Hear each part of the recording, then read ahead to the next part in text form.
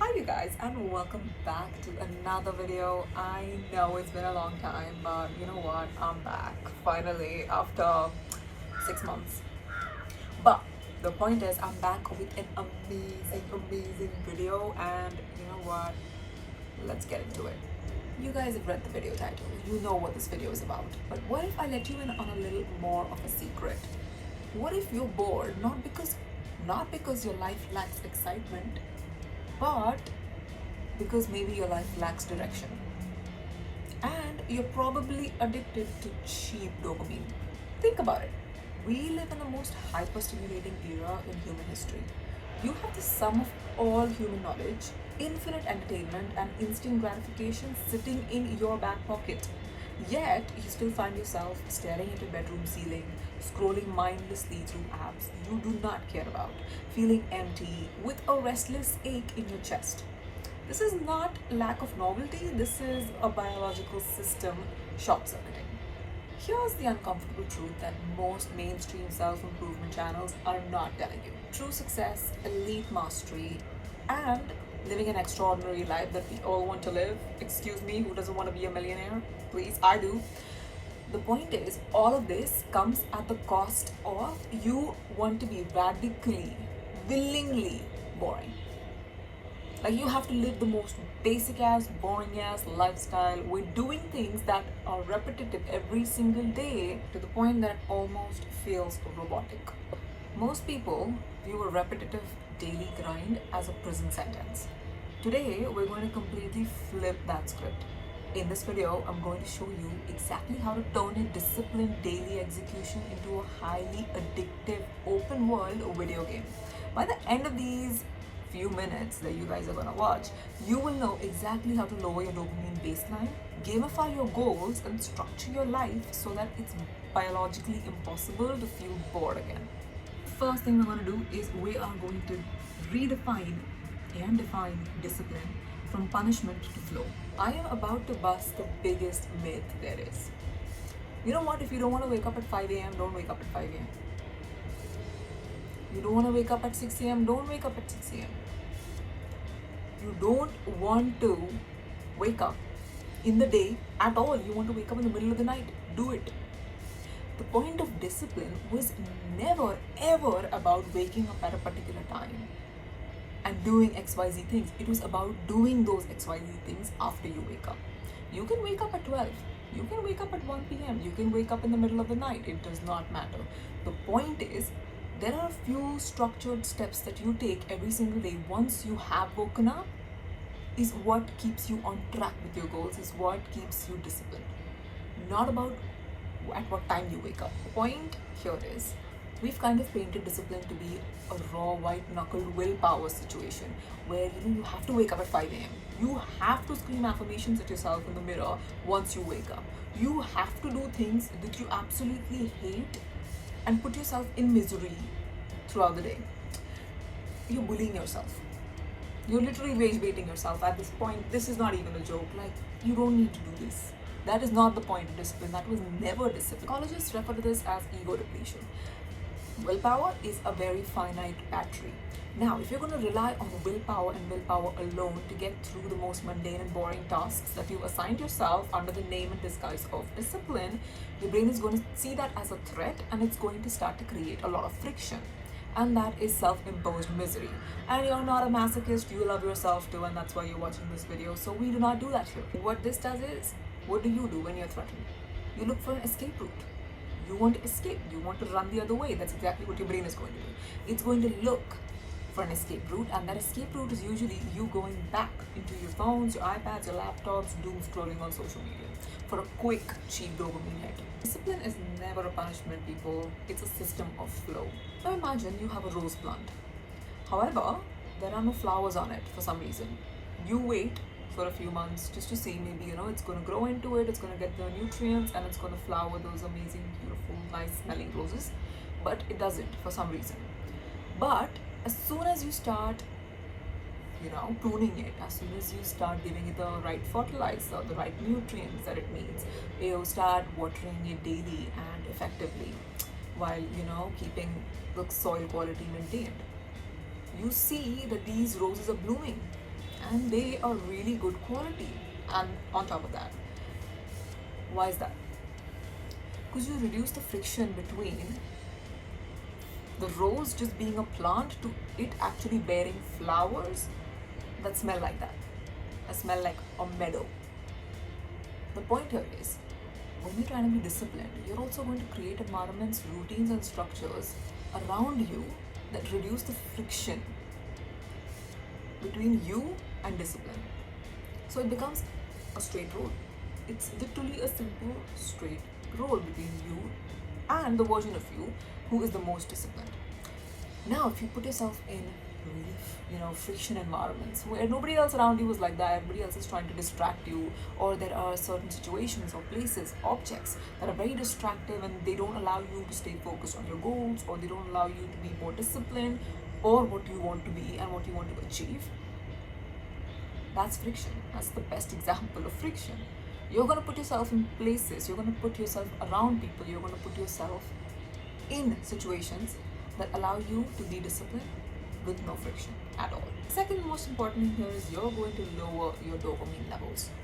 But how exactly do we do that? Because the first thing we do is we wake up in the morning and we check our phones. We as in collective here, okay? So the next best thing you're going to do is, you open Instagram or TikTok or YouTube first thing in the morning. What you're going to do is you're going to curate your feed to see those types of content that actually add value to your life and that you want to achieve in your life. For example, my Instagram feed is filled with gym videos, recipes, fashion content, nails, or it's going to be some of my other hobbies that I have, maybe Pilates and yoga content, different types of strength training that you can do, different types of hairstyle you can do, different types of XYZ things that I may be interested in. But that's exactly what it is. So even if I'm watching, even if I'm opening Instagram, or even if I'm looking at any sort of YouTube videos or shorts, I know exactly what I'm looking at. That kind of content is what aligns with my values, and that's something that I like. And I'm going to watch that for a few seconds and few minutes, and I'm going to enjoy it, and I'm going to be okay. So even if it was an instant dopamine hit, at least it was knowledgeable, at least it was informative, at least it had and created some sort of value. Because as much as you say, don't open your phone in the morning, don't do this, don't do that, you're going to do it. Because you only live once, and why should you listen to other people? Exactly. It's your life, do what you want. But that's one very, very good way to curate your feed. And actually, even if you're getting a dopamine hit, you're getting it from the right places. The next best thing that you're going to do is you're going to practice intentional boredom. I know it's going to sound a little weird, but trust me, it works. What you're going to do is you're going to allot yourself 10 minutes, at least when you're starting. So you're going to allot yourself 10 minutes of you just sitting in your chair, staring out of your window and doing absolutely nothing. So basically, you're not going to be scrolling on your phone, on your iPad, on your laptop, not looking at any sort of gadgets or technology, not listening to music, not doing anything. What you're doing here is you're recalibrating your dopamine frequencies. Now, as you're doing that, your brain starts to lower its dopamine levels. So now you need a little bit of dopamine to feel happy or content, more than what you would need if you were constantly doom scrolling on social media. What you're going to do here is you're going to starve your distraction and you're going to feed your focus. Let's understand the psychology behind boredom with some scientific facts. Boredom is nothing but you experiencing low dopamine than what is your baseline levels. Now, your baseline levels are something that you're giving your brain, you're feeding your brain every single time. So for example, every single time you scroll on social media, or you look at a YouTube video, or you look at Netflix, you're giving yourself dopamine hits, which induce a high level of dopamine baseline. Now, if you don't give yourself that kind of stimulation on a regular basis, you start to experience boredom, which is not normal. Because your dopamine levels are innately high, you need to drop them. Point 2, micro goals versus mega visions. Now, boredom is a lack of mission. You're not bored because you have things to do, you're bored because you don't have anything to do. Or even if you do have a lot of things to do, you're procrastinating, hoping that they will get done by themselves. I see you. We all have goals. Literally, all of us have goals. The biggest things that biggest mistake that you might be making is you might be describing your goal as one word or one statement. Oh, I want to have six-pack abs. I want to make $1 million, which is great. While you have a clear end goal of what you want to do and how much money you want to make and how you want to look, which is great by the way, that gives your brain some really instant gratification, and it does not in any which way help you figure out how to get there and how many steps is going to take to get there. Now if you were to sit and break the steps down and inculcate all of those steps as daily habits and daily activities or daily goals and targets that you want to achieve every single day while working towards the end goal, it will make it a lot more simpler. For example, if you're in a job and you want to increase your salary, so how are you going to increase your salary? If you're at 1 lakh rupees a month, you want to get 2 lakh rupees a month. After 2 lakhs, you're going to get 3, you're going to get 4. That's how you're going to step by step increase your salary. Of course, you can go more, that's completely fine. This is just a very generic example. But when you break it down like that, it makes it seem very achievable and makes it seem very normal, and it makes it feel very like, oh, okay, it's not that much. Exactly, when I said that, you exactly felt that way. Don't tell me you didn't, because I know you're lying.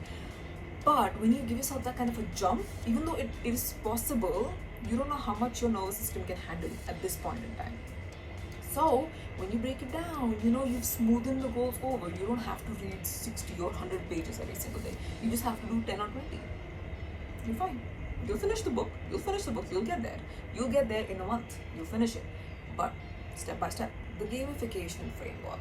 We need to take the mega vision and completely slice it up. Think about how modern video games keep players hooked for hundreds of hours doing repetitive tasks like grinding for materials or leveling up skills. They use a very tight, immediate feedback loop. Stop looking at your life like a vague, stressful journey and start viewing it as a role-playing game. Your abstract goal of getting fit needs to be broken down into immediately daily quests, like do 3 sets of pull-ups before noon. This is where also your mindset comes into play, where the more positive and the more abundant mindset that you have, the more growth oriented you are, the easier it's going to be disciplined and to be able to achieve your goals. I'll tell you why. Every step of the way you're going to experience something, either that be friction, that be loss, either that be something that you failed at, does not matter. You will overcome that and you will see that as a part of the process rather than letting it affect you emotionally. And also the second best thing here is your reticular activating system in your brain. The more you focus on solutions, the more solutions you will get. The more you focus on your goal and how you're going to achieve that goal, your brain will start working in that direction. It will give you the steps, it will take you, it will keep you in alignment with that goal. The only thing you need to do is inculcate that kind of mindset and it'll become a lot less heavy lifting. The next thing you're going to do is you're going to track your goals. Yes, physically track your goals. Either you put them on a whiteboard, either you write them in a notebook, either you put them in your iPad or your laptop, whatever you do. Do not keep them in your head. When it's in your head, it should be on paper. Every single time your pen strikes through a completed microtask, your brain releases a localized spark of dopamine. This is the exact same neurological mechanic that makes video games so addictive.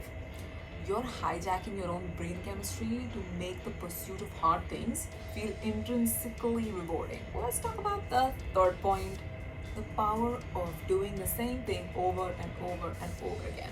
Now let me introduce you to the beauty of automating your routine and doing the same thing every single day, again and again and again, for the rest of your life.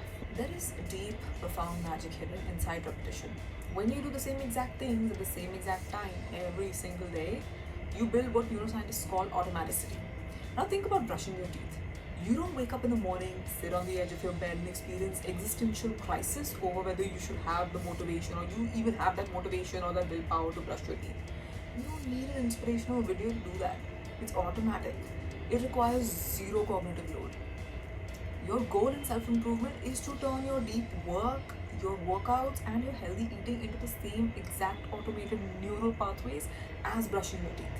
When your routine is locked in, performance ceases to be a daily debate. Let's look at the compound interest of having a daily routine. when people start a daily routine, they expect a linear growth. You're going to experience exponential growth. Let me tell you that. There are going to be days where you go to the gym but you only worked out for 10 or 15 minutes. You just walked the treadmill and you were exhausted and you came back home. There are going to be days when you did the whole set for 2 hours straight. It's fine.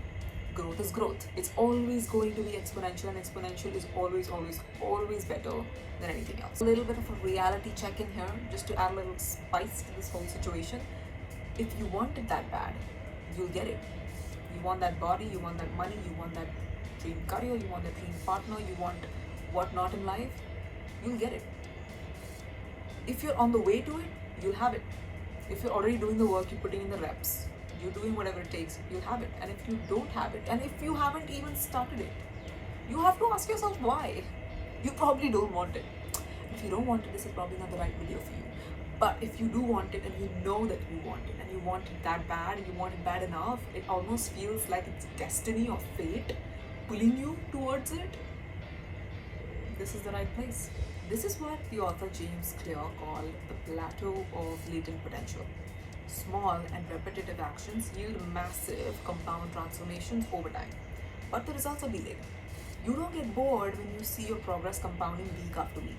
The boredom's only existing in the near early phases, before the curve even starts bending upwards. Trust the math of consistency over anything. Let's talk about the micro routine safety net. Of course, we're all humans and we're all going to have days when we feel sick, when we're ill. What are you going to do? You can't do all those things that you just spoke about when you're ill, because health is more important. You're going to rest. You're not going to do anything that day, which is completely fine. You're all going to be exhausted. You're all going to be depleted of energy. And life in general, life can be chaotic, completely understandable. Maybe you have a very high stakes job. Maybe you have a very demanding career. Maybe your routine in itself is very exhaustive, that having a side routine for this and your goals in your personal life becomes a little difficult some days, which is completely fine. The only thing you're going to do is you're not going to let 1 or 2 bad days define the rest of your week, or 1 bad week define the rest of your month, or 1 bad month define the rest of your year. You are absolutely not going to slack. This is where people lose their momentum. Again, I am going to derail momentum completely. I don't care about momentum. Don't worry about momentum. Let's not put that on a pedestal where you need to be in that momentum state all the time to be able to achieve your goals. Absolutely not. We're going to take every real life aspect into consideration. And now we're going to make it as realistically possible to achieve your goals. Doesn't matter if you skipped a day or 2. It does not matter if you skipped a month, as long as you went back again. Again, going back to the point, progress is exponential. It's never linear. So if you feel like you've had 1 or 2 bad days, do not ever slip into that mindset where you're feeling guilty, or you're feeling like slacky, or you're feeling a little like lethargic, and you're just like, you know what, I don't care about it anymore. I want to get rid of this. This was not going to work for me anyways. You've gone into a bad place, my friend. Come back. That was not the point of this. This is going to happen. As long as you stick to it, stick to routine, stick to the plan, you can always wake up tomorrow and do that again.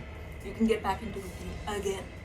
Does not matter what your day was like, does not matter what your week was like, does not matter what your month was like. It does not matter how long your time period was like, where you felt a little off, but you can always come back up and get back into routine again. So don't slack. So this is where your micro routine safety net comes in. For every habit that you know is energy consuming, is non-negotiable, and is pretty major, it's a big deal in your day, you're going to have a micro routine safety net. For example, if you work out for 60 minutes or more than that, and that day you don't have the time for some reason, or you're not feeling like it for some reason, you're going to cut that 60 minutes into half. You're going to go work out for 30 minutes, 20 to 30 minutes. It's not even going to be that much. Just go to the gym, do what you need to do, come back out. That's my point. You don't have to do the whole thing. This is where your safety net comes into play. On days, on weeks when you don't feel like you have the time or energy, or for whatever reason you feel like things are not, whatever is happening, XYZ could be happening in your life, you're going to use this micro routine safety net to put yourself back on track. And trust me, it's going to help you. You're going to be so glad that you did that, because now you have that momentum. If you solely rely on momentum, and if that's something that you really want, you have the momentum, you have the flow, you have the consistency, and you're good. The purpose of the micro routine isn't to make massive physical progress, it is to keep the neurological habit loop alive. It preserves your identity as someone who shows up every single day, no matter what. Point number 4. How are you going to make boring stuff fun? Somewhere along the line, the self improvement community decided that something that builds character has to be thoroughly miserable. There's no way it can be fun yet build character all at the same time. Well, you know what? Guess what? They're wrong. If you hate your routine, you will quit it. You will not enjoy it. Why would you do that to yourself? Maybe you'll do it for a month or two. You might even stick it out for a year. But if that's something that you cannot, for the love of you, maintain or like or enjoy and, actually have fun with, it's not going to work for you. So what you're going to do is you're going to strategically inject and integrate joy and fun into your routine. Let's talk about habit stacking with premium rewards. One of the most effective ways to do this is through psychological tricks called temptation bundling or premium habit stacking. What you're going to do here is you're going to tie a mundane, repetitive task to an asset or an experience you genuinely love. For example, you're only allowed to listen to your favorite true crime or comedy podcast while doing household chores or meal prepping. Or you save your absolute favorite premium blend of coffee exclusively for your morning deep work block. Now, suddenly your brain begins to look forward to the most boring tasks because it acts as a gateway to the premium reward. I'm going to ask you to start playing here a little bit. Bring that inner child out a little bit. Bring it out to play. You're going to set wacky challenges and wacky tasks for yourself. For example, if you know you have to clear your inbox today and you've got a lot of random email and spam email that you need to clean, you're not going to sit there like a loser or a chump and clean that. What you're going to do is you're going to set a timer for 10 minutes and see how quickly you can clear your inbox. You're going to try and beat yourself and do it before those 10 minutes end. I know it's sounding like the most ridiculous and childish thing to do, but it is so entertaining and fun once you do it diligently. Try it out. Just try it out for yourself. Once you start doing these childish things with your most mundane daily tasks, they automatically become fun. Connect with your inner child. Adults are terrible at being bored because they take everything too seriously. Watch a child play. Give them a cardboard box and a stick and they will build a spaceship and fight aliens for 4 hours. They don't even need a smartphone. They have an active imagination.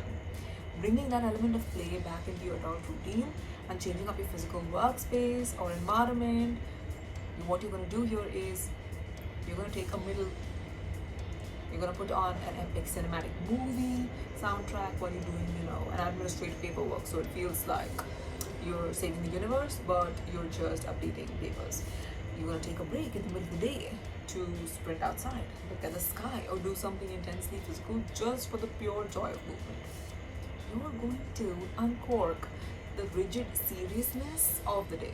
Like this video has shown you that boredom is not a condition that's been imposed onto you by external circumstances, people, etc., etc. It is the reflection of an uncultivated mind. Alright? It's entirely a choice. When you align your daily execution with a massive, meaningful, long-term purpose, boredom just simply runs out of room to exist. Now, here is my daily challenge for you guys. Don't try to overhaul your entire life by tomorrow morning. Just pick up one boring, repetitive daily habit that you know you've been avoiding, and I want you to write it down. I want you to break it down into immediate daily micro tasks. I want you to stack it with premium rewards you love, and I want you to commit to showing up for it tomorrow, regardless of how you feel. Now, what you're going to do is you're going to start chasing fleeting distractions that leave you feeling hollow. You're going to embrace the grind. You're going to master the mundane, and you're going to build a life that is so deeply engaging that boredom becomes a relic of your past. If you found value in this breakdown, hit the subscribe button and leave a comment with one habit you're going to choose to gamify today, and I will see you in the next video. Till then, take care and bye.